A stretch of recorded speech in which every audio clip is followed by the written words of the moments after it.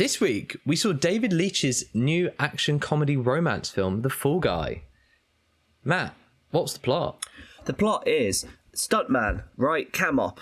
They are a romantic thing. They're flirting, whatever. Anyway, this stuntman is injured in a stunt.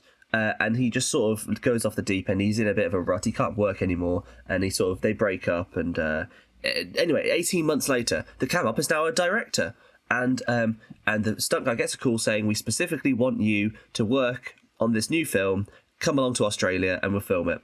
And they get there and the director is like, I didn't want him there. Who got him there? And he's like, well, if you don't want me there, I won't be here. And then they slowly sort of like fall back in love. And it's like a rom-com, but with action.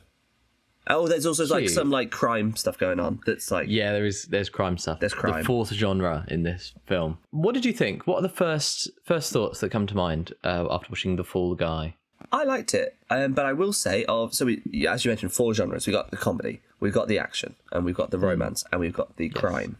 Crime didn't give a shit about. Get rid of that. No. I thought the comedy wasn't particularly funny. In fact, I actually can't think of a single joke. I laughed once, and it was one of the later trailers for The Fall Guy. I don't know if you saw it in cinemas, where it's one of the trailers where it will say big bold text on the screen like comedy, and then it will show a clip of the comedy in the film. And then it go action, and then a clip of the action. Yeah, and it does that and progressively gets faster and faster. I don't remember seeing that. I've only seen it once. It gets faster and faster, and then one of them is big bold text minerals, and then it's a clip of Aaron Taylor Johnson saying minerals, and then it just moves on. That's the only thing that made me laugh. That great trailer.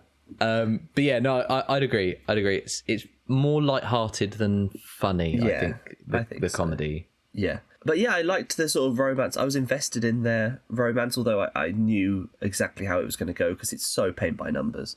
And I thought the action was good. I mean, let's talk about the characters.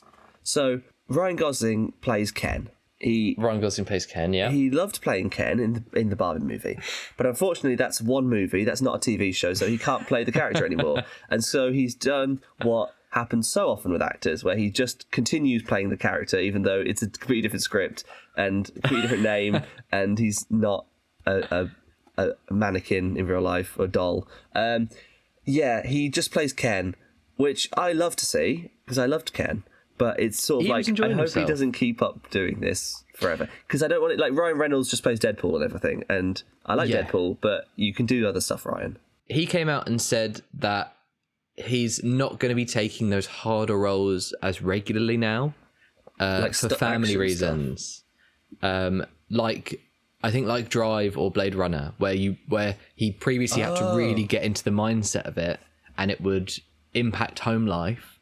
So now he said he's aiming more for these kind of roles that are more lighthearted and more fun that he can enjoy. Fair enough. So expect to see Ken for the rest of time. Great. I'd agree. And I think I feel so sorry for women in film, like genuinely, because Emily Blunt is a great actor. She is. And if she wasn't the female lead in this, like the chemistry wouldn't have worked. Yeah, I agree. But she almost exclusively plays female love interest. She plays. I was going to say that. I'm going to get up. Oh my God. I'm going to look her up on Letterboxd because it will say in order of like famousness of her films. Because I was thinking exactly like that. She's such a great actor, and she plays the girlfriend or the wife in everything. So, Oppenheimer, she plays the wife. Devil Wears Prada, she actually is a character. She's like the villain. Good. A Quiet Place, she's the wife, but she also is one of the joint leads. And in Quiet Place Part 2, she is the lead. Sicario, I haven't seen. I don't think she is a wife. Edge of Tomorrow, she's the love interest. Looper, she's the wife. I don't remember her in Looper, but she's the wife. As much as I like that film. Fall Guy, girlfriend. Jungle Cruise, she's basically the wife to The Rock. Yeah. The Muppets, I don't remember her in The Muppets. It was probably a one-line cameo. She's Miss Piggy's receptionist. Oh, of course she is. Yeah. Into the Woods, James Corden's wife. Yeah. The Girl on the Train, Mary Poppins Returns, she is actually the lead. She's not romantic. And Romeo and Juliet. She plays Juliet. And now we're at the point where I haven't really seen these films. So that's it. I think she is wasted a lot of the time. But great in this. I think she's a great performer, but it's so much harder to break out of that remit. Essentially, if you're not a Hollywood leading man, then you're being cast in the same role. Yeah. Like the only actors that come to mind that break out of that are like, you have to be best of the best female actors. Yeah. Like Emma Stone, Meryl Streep. Like you're being given roles that you shouldn't be given, but you're that good. But I still feel like broken out of that mold. I feel like Meryl Streep is still like a classy older lady in everything. She never plays like a disgusting hag. Actually, in Into the Woods, isn't she? She did, she might be a hag in that. But in everything else, she is still fairly. There's a Meryl Streep role definitely, whereas Emma Stone will do anything. But yeah, no, I get what you're saying. I think Emily Blunt's great. David Leitch, director. I like his direction. I mean, he only does comedy action films because he used to be a stuntman. He was, I mean, he did loads and loads of stunt work, but one of the most famous things is he was Keanu Reeves' stunt double on The Matrix. And then him and Chad Stahelski directed John Wick. Chad Stahelski was another one of Keanu Reeves' stunt doubles, and they made John Wick together. David Leitch isn't credited, but he is he co-directed the first film, but it's because of Directors Guild of America stuff. Stahelski. And then after that, he did Atomic Blonde, and he did Deadpool 2, and Bullet Train. And now this. I haven't seen Bullet Train, but I've heard people say it's a lot better than it has any right to be. Because when I saw the trailer, I was like, that looks terrible. There are some good moments. Yeah, I mean, what I loved most is that it's made by someone who clearly has on-set experience and understands the world. It's not like some Nazi director from film school who's gone, oh yeah, I've done a day on a set, let me just do a set film. No, he's like good he knows the other departments, and he knows... He does, yeah. A lot of what happens, you're doing the Leo point. You're like, I remember that. Yeah. Mostly very accurate, but we'll go into that in more detail very shortly. Yeah, a lot of very stylized sequences. Like the nightclub bit was very stylized, which it isn't in the trailer. Yeah. Which I thought was interesting. And the stunt work, I don't know if you sat through the credits and saw all of the behind the scenes stuff. I loved that, yeah, because, I mean, well, not so much anymore, but doing a bloopers reel over the credits of a comedy movie was such it's like a common thing, or was. Like, I think the idea of doing a stunt reel over an action movie, what a great, especially great this, it suits this movie specifically so well. What a great idea. And I thought it was so interesting to watch. With it being so stunt heavy and stunt focused, it's a shame they didn't have more of the, I guess it doesn't fit the style, the John Wick just locked off camera, let the stunt happen. Because I know one of the big criticisms was that it looks like there are a lot of cuts and it makes a lot of the stunts look fake. Yes. But then you see in the blooper reel, like the one where they're being dragged in that skip that's spinning. Yeah. Like that actually happened. Yes. That's kind of my problem is that scene, they added loads of like CGI sparks, and I think it made the whole thing, I think there might be more to it than that, but that is one of the reasons why I think that looked fake, and I just assumed it was all on a green screen because it looked that way. Yeah. And so the fact they did it for real, I think the fakeness of those sparks, it triggered my brain to say this shot is fake. And so it's like in Mission Impossible, that skydiving scene they did in the one with Henry Cavill. Was that Fallout? They did it for real. They came up with skydiving. Tom Cruise was skydiving. A different man with his windscreen wiper, with his helmet steamed up so he could see it wasn't Henry Cavill was skydiving. And but they added loads of like CGI storm clouds, and it's like, well, you might as well have just done the whole thing in CGI then. And I think that's sort of similar to what that was like. I think I like it when they paint out wires but kind of keep as much real as possible. But never mind. Yeah, also, how you were saying about all these cuts and that, they even talk about in this movie how stunt doubles always have to face away from the camera. I kind of was hoping in this they would then do the stunts more real and we would see that it's Ryan Gosling. But there were a lot of times where it was clearly a stunt double in exactly and it was filmed like a stunt, even though the film had made us aware of how we filmed stunts to seem like a stunt. Yeah. But there was also stuff where they did like linger on a shot. You know that when they beat the world record for the most car flips for this on the film, beach. On the beach, yeah. They kept on that for a long time because they wanted to show off like, look, we did this. Oh, definitely. A missed opportunity. They should have done a plot twist based around the Texas switch. I think that would have been really cool. I think that would have been cool. I actually thought there was going to be when she famous stunt thing. I thought when when she was doing that Warner, because the main actor doesn't show up to work. I thought they were gonna. Yeah. She was gonna be like, you do the stunts and then we'll have the Texas switch right at the end, and the actor comes out and says the line sort of thing. But Yeah, no, that would have been really interesting if they did more stuff based on stunts, because I loved how the gasoline bit I really liked. Yeah, before we go into that with more detail, I had a couple of issues with this. Yeah. The action was very good and I enjoyed the stunts, but for an action comedy, the time between set pieces were way too long. Yeah. And some of the dialogue was way too long and boring, and you could have cut like half an hour worth of dialogue from this. There was a couple of scenes of like Emily Blunt saying about how she feels in their relationship, but she's actually talking about she's actually talking about that, but it seems as if she's talking about the film and the aliens, like and the cowboys. The split screen conversation. Yeah, so they already did that when they first meet up again, when she's directing him, and the subtext is that she's talking about the relationship, and then they do that again in that split screen one, and it's sort of like, well, we've done this scene now. I get what you mean. Yeah, I think it could have been cut, and I wish it was just a bit more snappy. Yeah. That's what kind of really lets it down. I did think, it sagged a little bit, but it's only 126 minutes. But maybe it should have been more of a 90-minute one. I think so. I think it should have been just a nice tight film. A lot of that should have been left on the cutting room floor. But yeah, other than that, I thought they were great performances. Okay, have you got any issues before we go into? I thought the characters were a bit thin. I thought Emily Blunt, I don't know who she... Because we basically focus on Ryan Reynolds as the lead, and then she's the girlfriend. It's not like a joint rom-com where they're both equal leads. And so she was there was sort of nothing to her other than... Because she plays wife.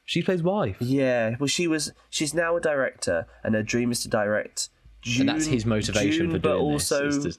Fast and Furious. Yeah. Or Mad Max. Or Mad Max, yeah, it was Mad Max. Yeah. Which is... I feel like it was Mad Max, and then they've just put... Oh wait, June 2 was really popular. Put the June music over it. Yeah, I think you're right. But the problem is there's some scenes it seems like the movie's bad and they're taking the piss out of it. It's bad. They're talking about like space cowboy and all this, and Jason Momoa's hamming it up at the end. Like, I think sometimes they're trying to make it out to be bad, and sometimes they're trying to make it out to be good. And I don't know which one it's meant to be. But if her whole thing is she's a director and she doesn't want to fuck this up and this is a big thing for her, why are they making the movie out to be bad? It should be good. Yeah. And we don't know anything about her other than she wants to direct this movie. And then whenever Ryan Gosling gets in the way, she's like, oh, fuck the movie, I only care about you.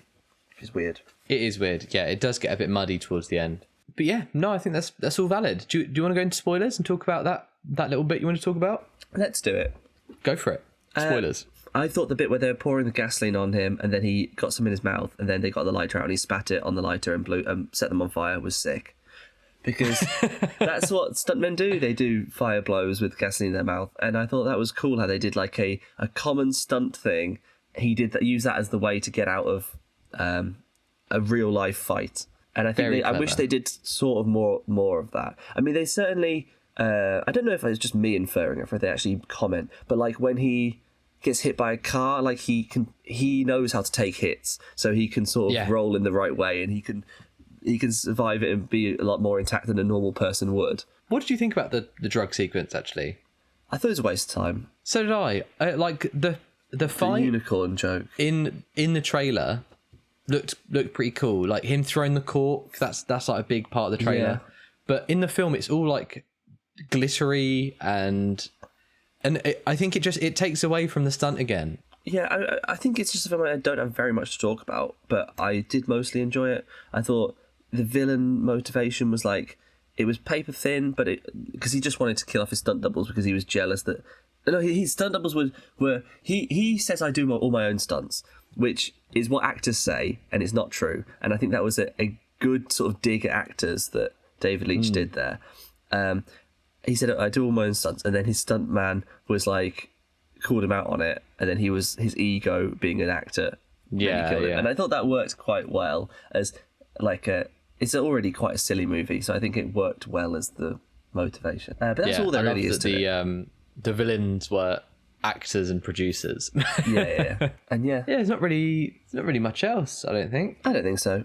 Some funny moments, some good stunts. It should have gone either way. It should have gone full John Wick and really lent in with the stunts and the action, with a like the thin plot it has, or flesh out the plot a bit more. Like spend those back and forth conversations that you've had so many of between Blunt and Gosling, and flesh out motivations and understand, get some more characterization going, rather than it just being plot driven the entire way. Probably my biggest criticism, which I think is a shame, is how they should have had like a stuntman actor play the lead. Now, obviously, Ryan Gosling does do some stunts, but a Jackie Chan type should have done it. But we don't really have those actors. Not in like America.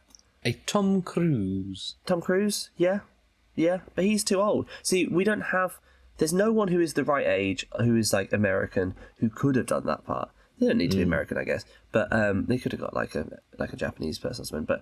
And that's kind of the only shame for me, is I think it would have been so much more powerful if we clearly saw him do all the stunts, and it was obviously him. I could have done it. Yeah, I just think this would have been a good 100%. Jackie Chan movie. Yeah, I'd agree. You imagine it from like the 90s, like police. What's his film? Police Story. Is that what like that kind of vibe? Like Drunken Master. Yeah, well, because he does more like comedy action stuff. I think he'd be great at it. Yeah. And maybe that's it. Maybe that's what would have really worked, is working in the comedy more to the action. Yeah. Like that Jackie Chan style stunt would have been great, and it would have been consistent all the way through, rather than feeling like action scene, dialogue with some jokes, action scene, dialogue with some jokes. Yeah. I think honestly, you're right. I think you've hit the nail on the head there. I think sometimes it's just when you see a stunt double, it's much the same as when you see CGI in an action sequence, and it's like, okay, well, I'm not watching this character anymore. When I see Black Panther fight, I'm like, I'm watching pixels. I'm watching a computer. I'm watching Chadwick Boseman's at home. Like, so it doesn't feel like it's the same character. It doesn't feel like the stakes are there. So sometimes when I do see like, oh, now he's turned his head away and it's from a big wide shot, this isn't the character I've been following. It almost means nothing. And I think that's part of why I really liked RRR, which we'll talk about a bit more later, because it's always the actors, and you can clearly see their faces the whole time, and you're there with the characters as they go, and the stunts mean something to the story. And yeah, I don't know. That's my only criticism, is I think they should have got an actor who could do more, but he does do some. And anyone at home who's interested in it, I would say go onto YouTube and try and find Edgar Wright talking about a Texas switch, because that is a great way of keeping, like, maintaining a shot and maintaining tension and tricking the audience into thinking that the actor is doing it all. Like, there's no cutting, and it's all done in camera, so it feels organic and it feels real, and you're shocked that it's not actor doing it. It's so amazing. Such a great technique. He does a great, very silly, very unbelievable one. Like, you can recognize the Texas switch, anyone can, but that one in Scott Pilgrim when he jumps out the window. Yeah, that is like, it's obviously a Texas switch. It's not fooling anyone, but but that's the joke. It works really well. I think about a lot of the driving in Baby Driver. Like, if you listen to the audio commentary, you'll be like, oh, that was a Texas switch. Yeah. And you'll be like, oh, what? Like, it's crazy. Really well done. So yeah, The Fall Guy, I gave it 3.5. So did I. Amazing news. Was that your own stunt, or did you get a stunt double in to do that? Oh, that was a double. I couldn't do that.